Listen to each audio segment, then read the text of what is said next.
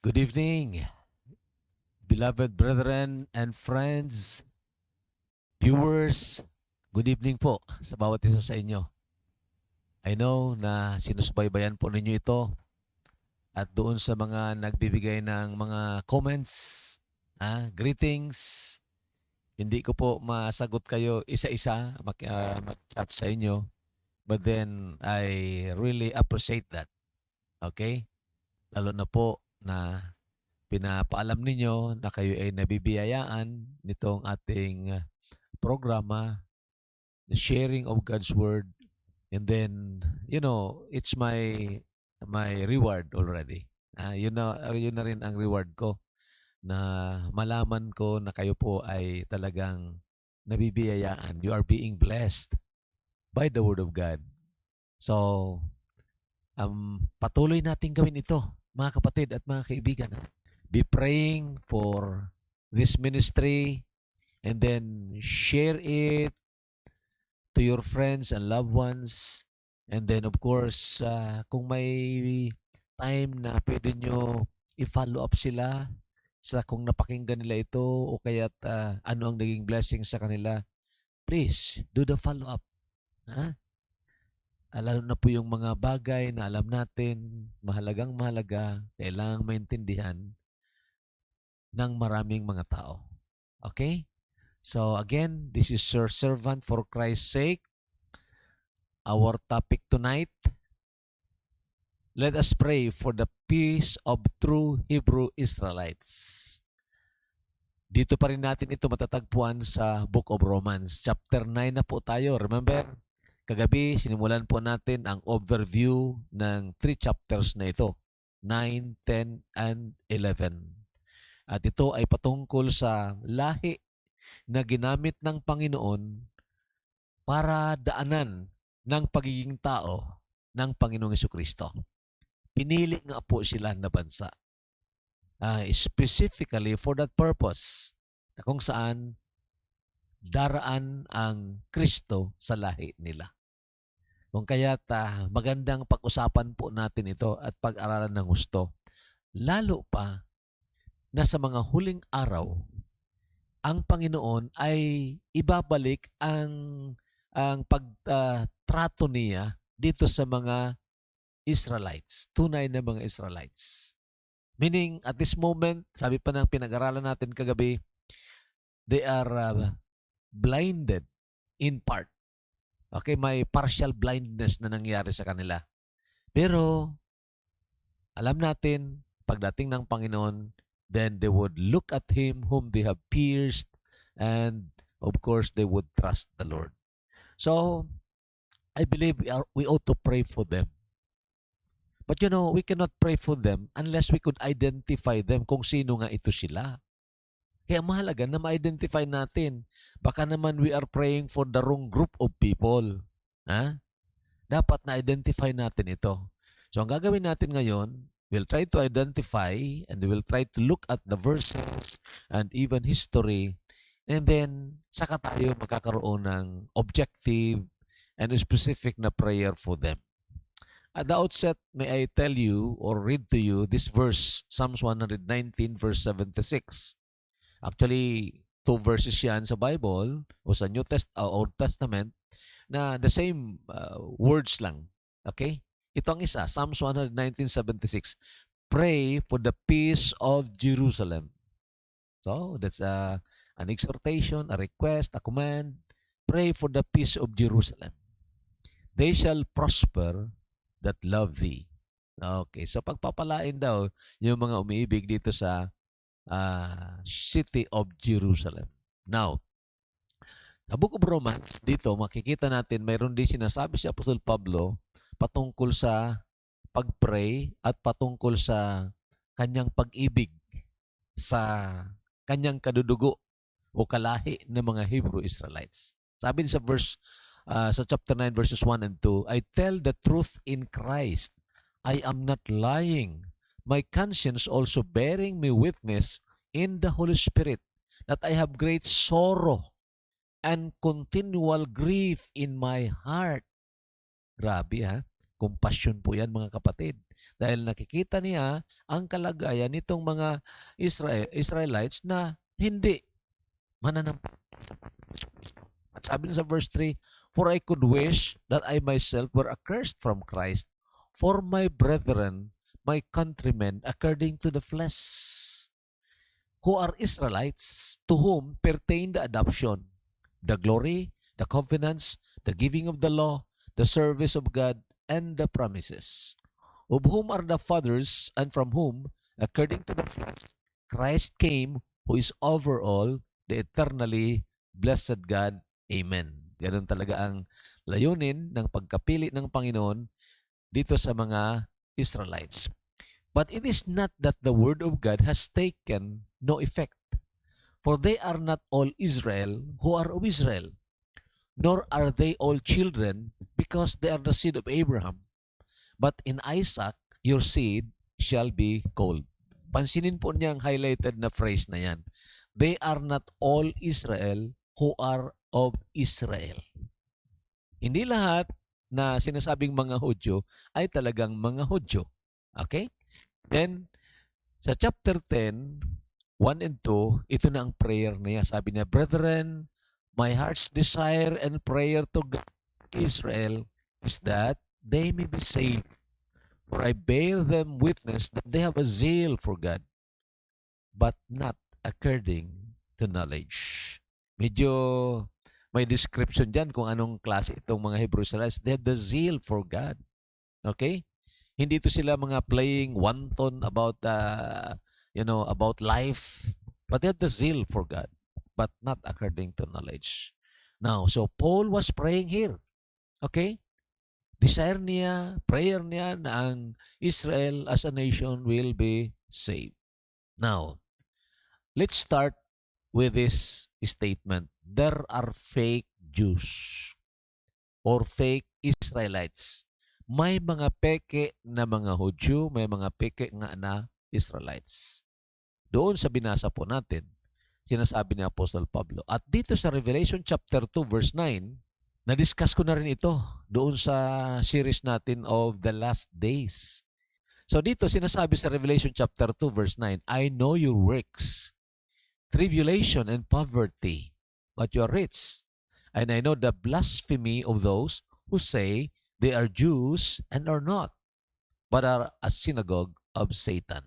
Mayroon talaga palang mga peke na mga Hudyo. Nagsasabi sila ay mga Hudyo because they embrace Judaism.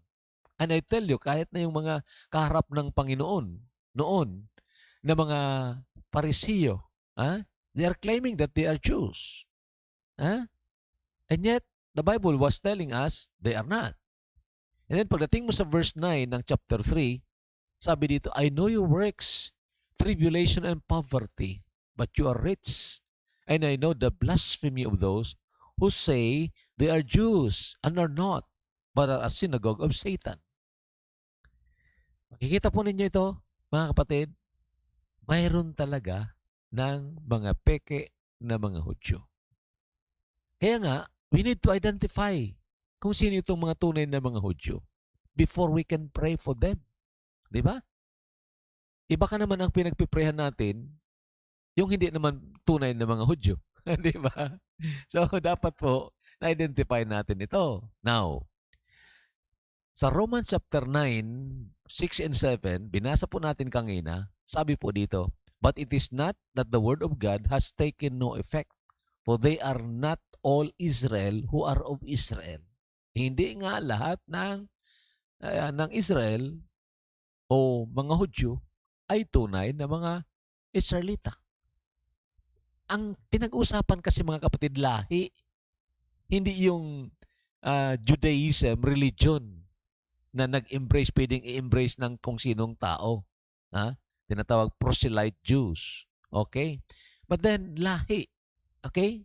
Na kung saan, na-trace na rin natin ito, ay dumaan nga sila sa tribo ni Jacob, at doon sa tribo, sa lahi ni Jacob, sa lahi ni Jacob, mayroong tribo doon, the tribe of Judah, at yun ang tinatawag, the Jews. But speaking of Israel, the tribe of Israel, 12 tribes po ito. So, hindi lahat na nagsabi sila ay mga Hudyo o mga Israelites ay tunay na Israelites. They're not. Okay? Now, where are the true Israelites today? Yan ang tanong natin. Saan ba sila ngayon? Ito na kaya na nasa lupain ngayon ng Israel dahil nandoon sila at nagpa-practice din ng Judaism ang karamihan sa kanila? Ay sila na nga ba talaga ang tunay na mga Israelites? Well, tingnan po natin ang salita ng Panginoon and then we move on sa history. Ang sagot dito, where are the true Israelites? They were scattered in the four corners of the world. They are not yet restored in the land of promise. Okay?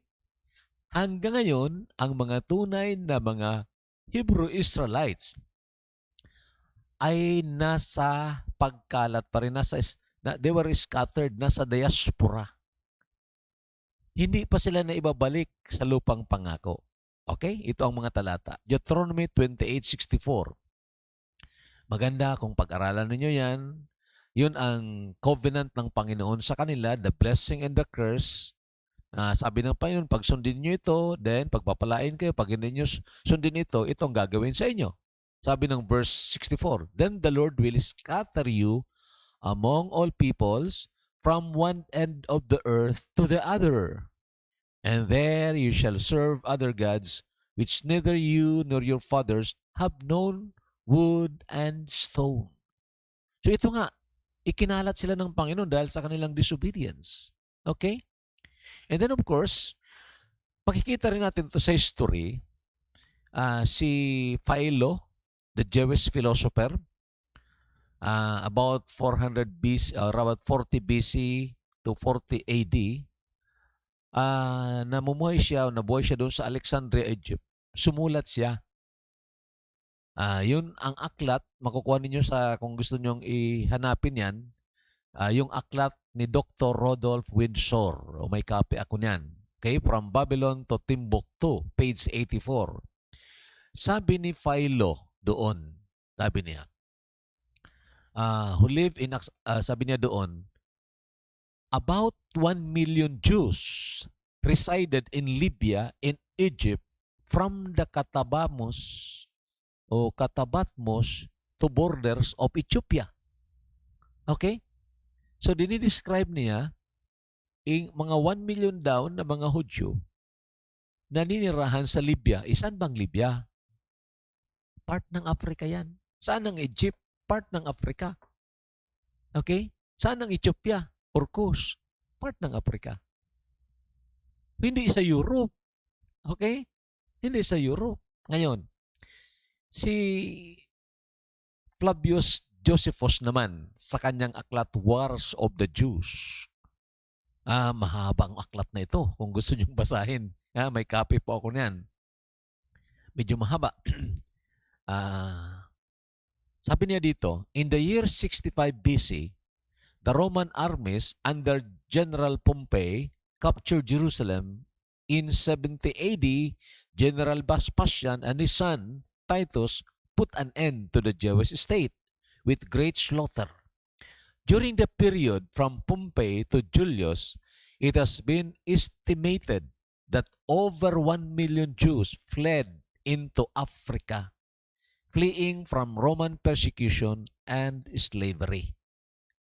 Isinulat po ito ni Flavius Josephus sa kanyang history book, Wars of the Jews, na kung saan sinasabi ito sa atin, sa panahon na yon na nilulusob ang Jerusalem at dumating sa punto na nasakop nga sila, ang Jerusalem, marami daw na mga Hudyo, more than 1 million na mga Hudyo ang nagsitakas papunta ng Africa.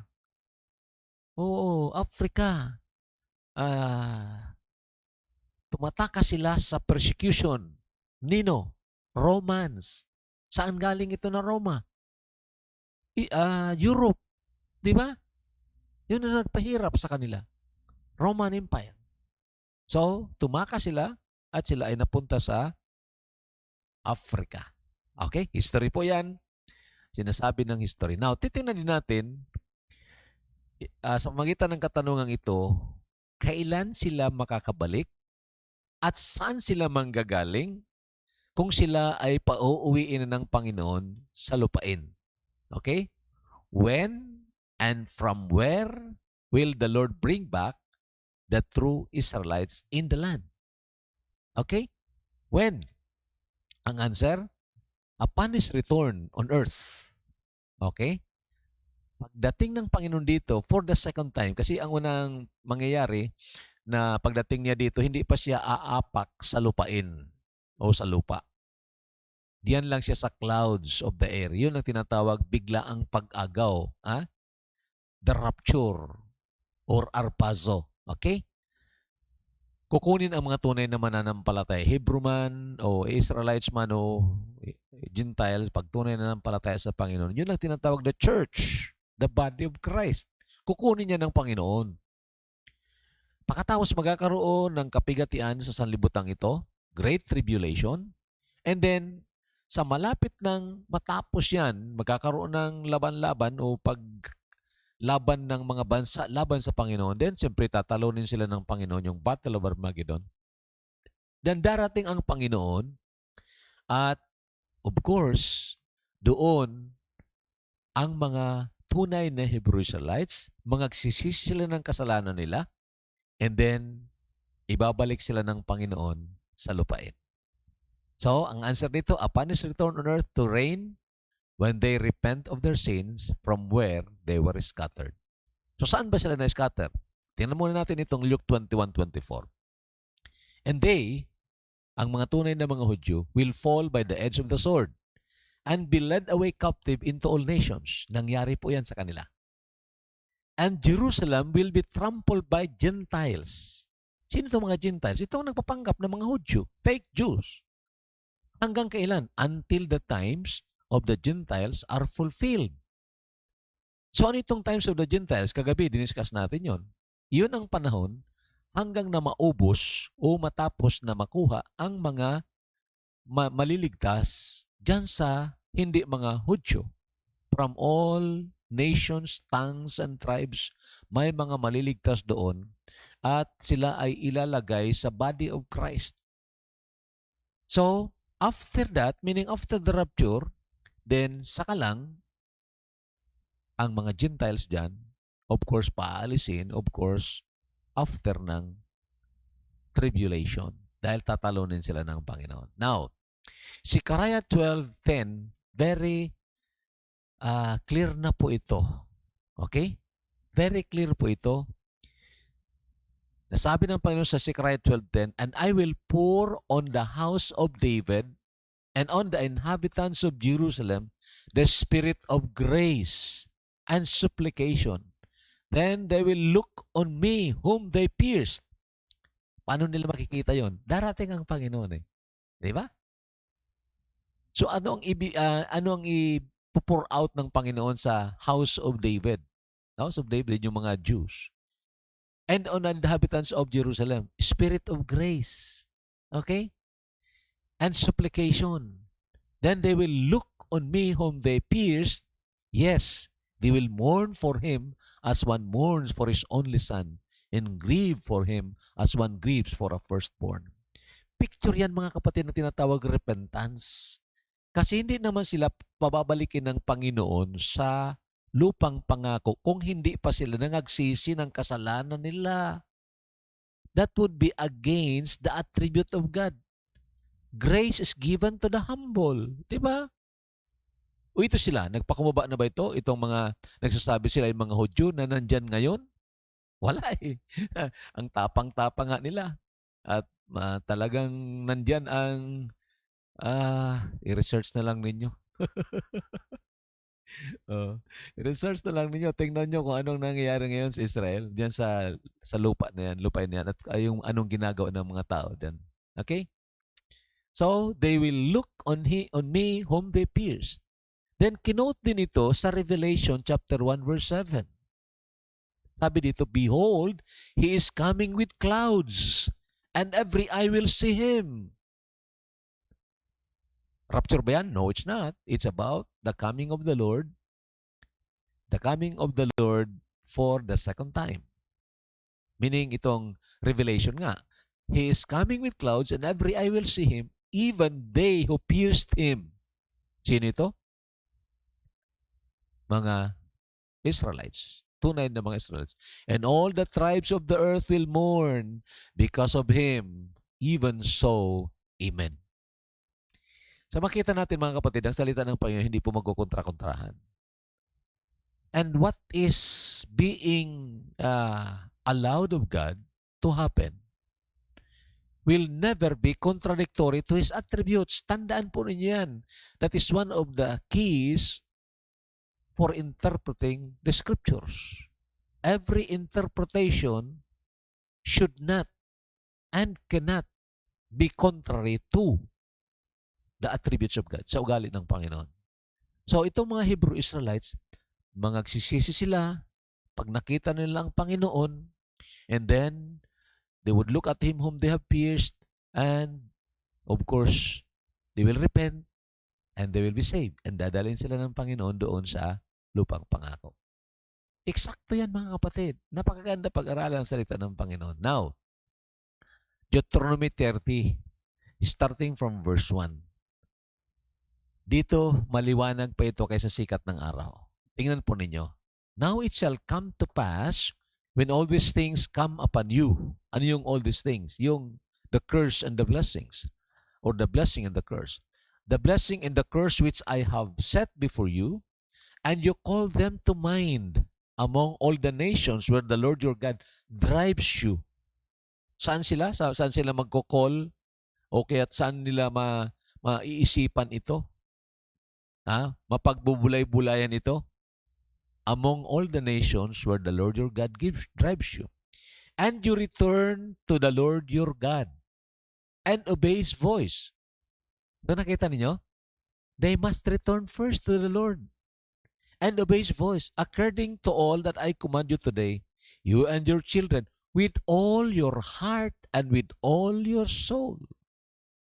So itong dapat na nangyayari o mangyari sa mga Hebrew Israelites para sila pabalikin ng Panginoon doon sa lupang pangako. At tandaan po ninyo, mga kapatid at mga kaibigan, hanggang ngayon, intact ang 12 tribes of Israel.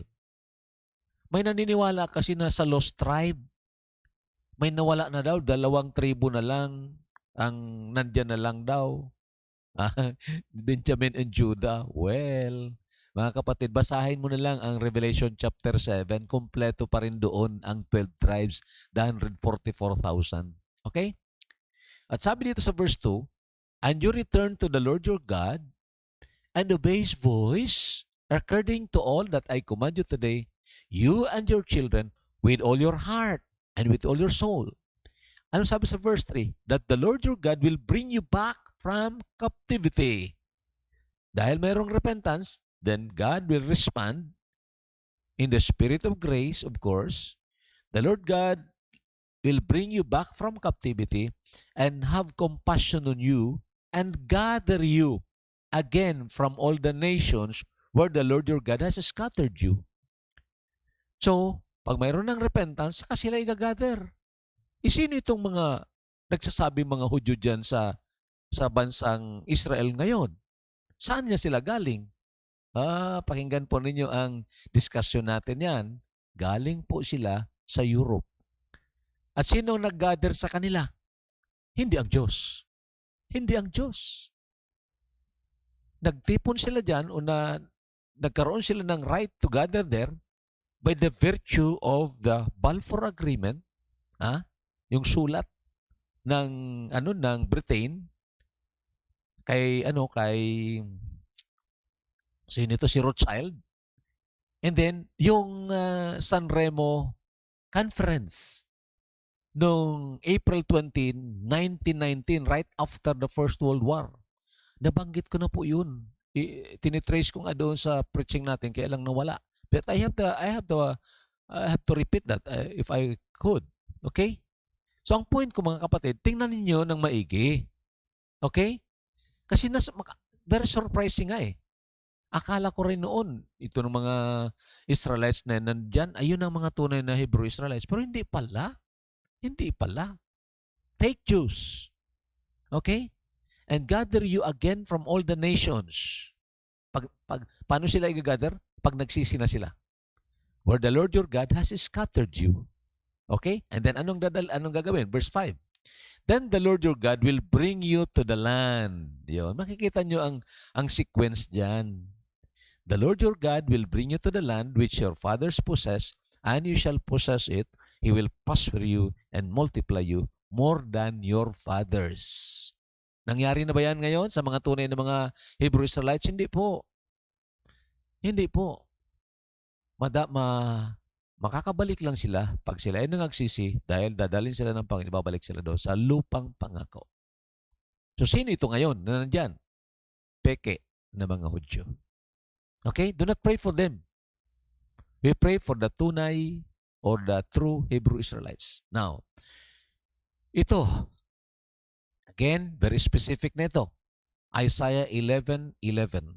It shall come to pass in that day that the Lord shall set his hand again, the second time, to recover the remnant of his people. Binabanggit din yan sa Romans chapter 9, the remnant. Kahit na daw ang dami ng mga Hudyo, sabi ng verse 23, there is but a remnant na maiiwan. Okay? So dito, i-recover ng Panginoon ang remnant ng kanyang mga tao na naiwan. Naiwan sa ano? Naiwan sa tribulation. What I mean, buhay pa. After ng Great Tribulation, saan sila kukunin? From Assyria. Assyria and Egypt. Saan ba yung Egypt? Again, Africa. Patros is still part of Africa. Kus or Ethiopia. From Africa pa rin yun. From Elam, that's Iran. And Shinar, that's Persia, or rather Syria. From Hamath and the islands of the sea. Yan ang mga kapatid, hindi po magkakamali ang salita ng Panginoon. Hindi magkakamali. Ang problema kung minsan, kung anong nabasa natin and we did not consult the Word of God to confirm kung tama yung nabasa natin, yun, nagkakagulo. Di ba? Maliwanag po ito. And another verse, Zechariah 3:10. From beyond the rivers of Ethiopia, my worshippers, the daughter of my dispersed ones, shall bring my offering. Beyond the rivers of Ethiopia. Ano bang Ethiopia? Kos. My worshippers. The daughters of my dispersed ones. Sino itong dispersed ones? Ang ikinalat ng Panginoon, mga tunay na Hebrew Israelites. Saan sila manggagaling? Karamihan sa Africa. So mga kapatid, maliwanag po yan. Dadalhin sila muli sa lupang pangako pag sila ay nangagsisi na ng kanilang mga kasalanan. At yun ay mangyayari sa panahon na makita nila ang Panginoon ng mukhaan. They would look at Him in whom they have pierced. And then their faces will be enlightened. Sabi ko nga, nang nag-series ako, there was a time na nag-preach ako sa inyo sa 1 Corinthians chapter 15 about the resurrection. Na kung saan sinasabi ni Pablo doon, sabi niya, nakita niya ang Panginoon. Na para siya, at doon siya naligtas, of course, at para sinasabi niya doon, I was born out of time. Parang premature.